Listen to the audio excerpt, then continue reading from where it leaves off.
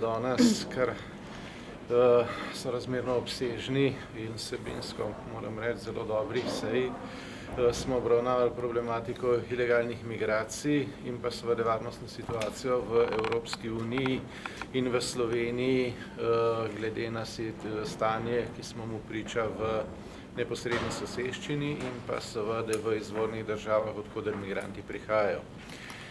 Tisto, kar je bil neposreden razlog za sklic, je bilo poročilo Evropske komisije, iz katerega je izhajalo, da je v enem samem tednu v novembru preko meje z Italijo iz Slovenije šlo bistveno večje število ilegalnih migrantov, kot pa preko italijanske meje z vsemi preostalimi sosednjimi državami, na katere ima pač Italija kopensko mejo.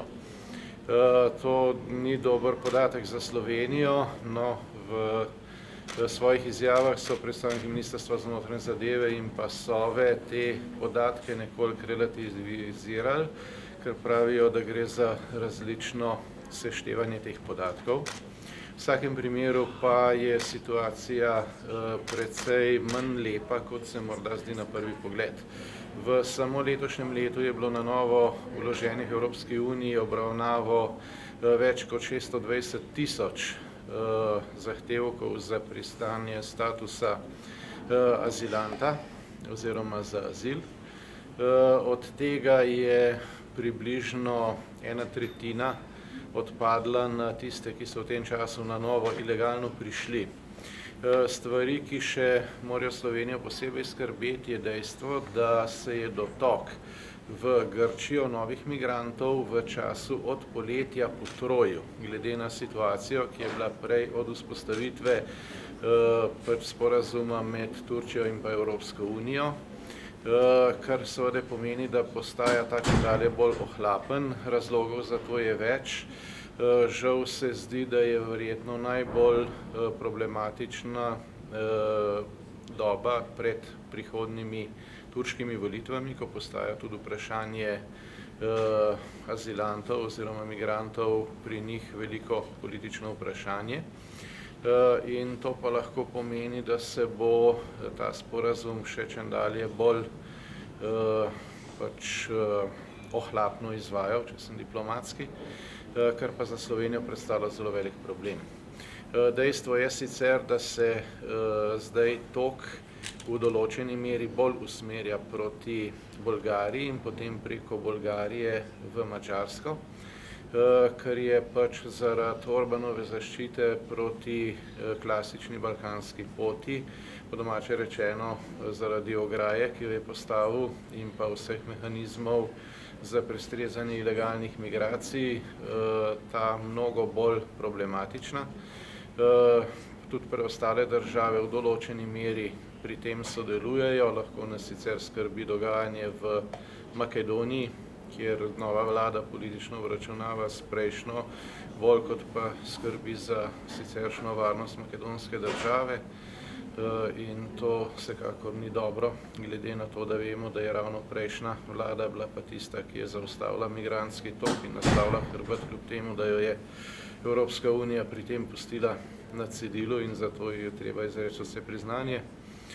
V zadnjem obdobju je rezultat, če gremo konkretno na številke, da je v Slovenijo bilo zabeleženih 1863 ilegalnih migrantov oziroma ilegalnih stopov, kar je glede na enako obdobje lani približno 100% povečanje.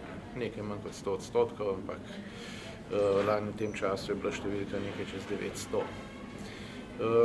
Dejstvo je tudi, da to obdobje sovpada z opozorili, ki prihajajo iz ostalih služb v Evropski uniji. Zlasti bi opozoril na besede šefa nemške obveščevalne službe, ki so stare samo nekaj ur. On opozarja pred vračilom tudi družinskih članov, vseh tistih, ki so sodelovali kakorkoli z ISIS-om v tem obdobju, pri čemer opozarja, da so dostikrat ženske in pa otroci celo bolj zagrizeni, ker so imeli pač zaradi časovnega obdobja bivanja tam dol in pa izpostavljenosti pranju možgan bolj velike posledice, ki se jih je vzpostavilo v tistem okolju. In da predstavljajo ti lahko celo večjo nevarnost kot sami borci ISIS-a, ki se zdaj v Evropo vračajo. V Evropo se seveda vračajo predvsem tisti, ki so iz Evrope odšli kot evropski državljani, zato je ta nadzor še toliko težji in jih je tudi težko zavrniti oziroma obvladovati. Po drugi strani pa je seveda še nek tok vseh tistih neidentificiranih posameznikov, ki jih v obveščevalne službe prej niso zajele. Nihče ne more čistočno oceniti, koliko jih je, zanesljivo pa en del tega obstaja. Vse to predstavlja zelo veliko potencialno nevarnost. Veste, da so ravno v zadnjih dneh bile prestrežene nekatere eksplozivne naprave, tudi na recimo otroških vrtiljakih in podobno v Nemčiji.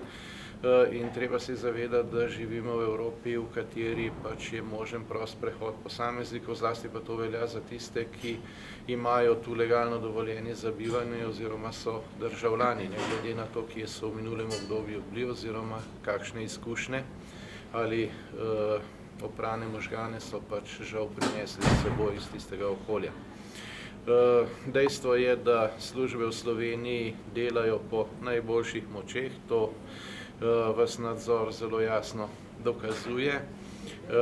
Je pa vsekakor to problem, s katerim se bomo soočali še zelo dolgo časa in ki ga nikakor ne gre podcenjevati, zlasti ne v tem obdobju, ko so pač predbožična, prednovoletna srečanja in najbrž ni odveč tisto opozorilo, da je potrebno imeti odprte oči in zdrav razum, da pač Božiček prihaja sen mi, ne s šleparjem 120 na uro v pešcono, tam, kje je božični sejem.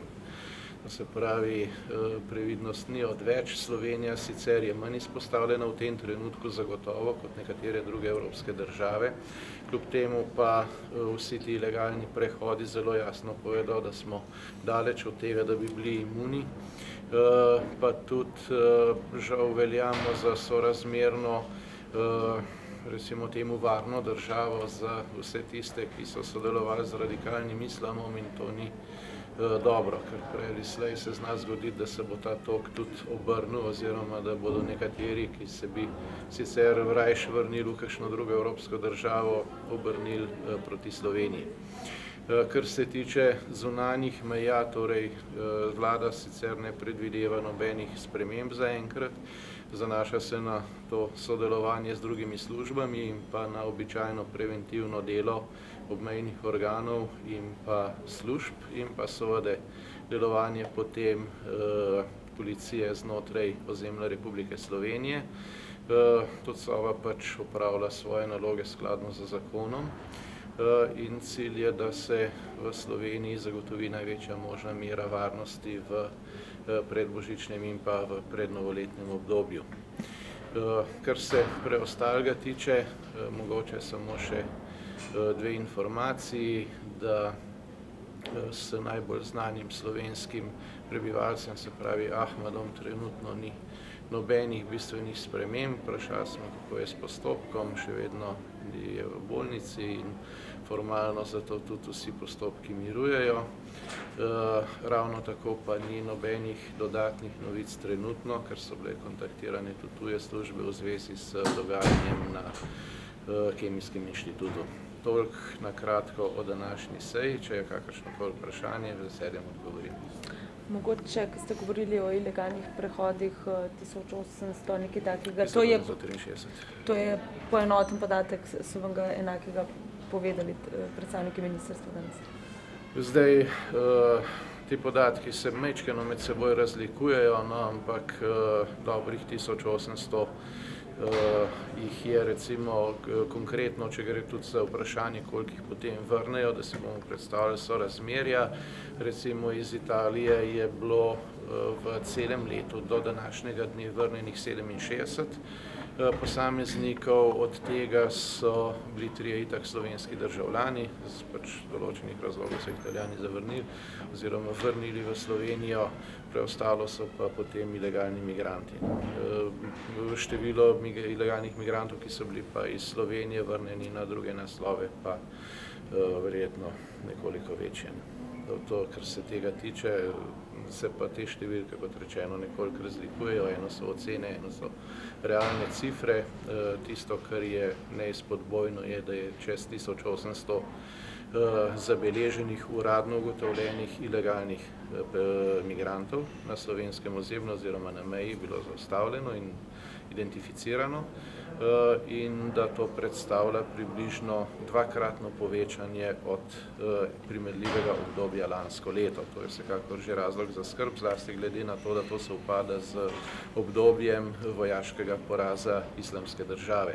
ISIS zdaj, glede na to, kar beležimo in pa kar poročajo službe, bo zelo verjetno, tako kot to velja pač za vas radikalni islam, deloval kot rak in zasev, ki se zdaj kažejo tako na ozemlju Afganistana, pa tudi na trikotniku pač v Pacifiku, kjer je večje območje s muslimanskim prebivalstvom, tudi tam prihaja do radikalizacije in pa do znakov, da tudi tam oživlja en del Islamske države. En del pa se seveda poskuša prikriti na območju, odkudar so prišli, to je Arabija. Tisti, ki pa so bili, recimo temu, prostovoljci oziroma so jih novačili v Evropski uniji, pa kot rečeno se zdaj tako ali drugače poskušajo vrniti. Nekateri so potem nadzorovani, večina jih je po ocenah služb znana, niso pa vsi.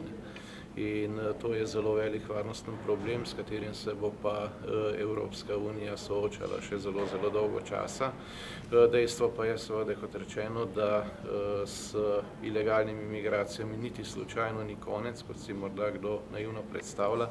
Res se je precej priprlo mediteransko pot, kjer sicer NVO-ji kot nevladne organizacije in mafija je po definiciji nevladna organizacija, zdaj pravzaprav prešvercajo še največ ilegalnih migrantov, kar je zelo žalostno. To delajo pod različnimi firmami, od Zdravniki brez meja do vseh drugih.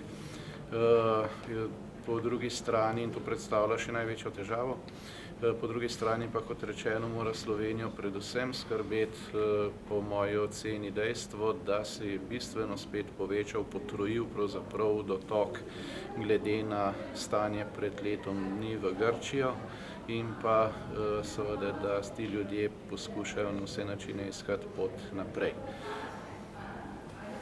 Hvala.